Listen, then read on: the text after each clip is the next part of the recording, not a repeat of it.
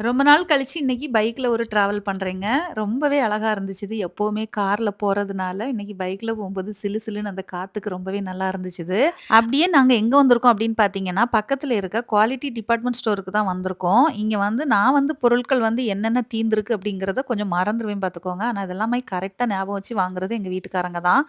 நான் கூட வரணும்னே இல்ல. அவங்க பார்த்து பார்த்து என்னென்ன தேவையோ அத வாங்கிருவாங்க. உங்க வீட்ல எப்படி இந்த மாதிரி நடக்குதா? அப்படின்னு சொல்லிட்டு கமெண்ட்ல சொல்லுங்க. இந்த டிபார்ட்மெண்ட் ஸ்டோர் எங்க இருக்குன்னு பார்த்தீங்கன்னா, ராமன்புதூர் சர்ச்சுக்கு ஆப்போசிட்ல தான் இருக்குது. குவாலிட்டி டிபார்ட்மெண்ட் ஸ்டோர் சரிங்களா? நல்லபடியா வாங்கிட்டு நாங்களும் அழகா சார் பாருங்க சூப்பரா ஹெல்மெட் மாட்டியாச்சு. அப்படியே நாங்க கிளம்பிட்டோம்.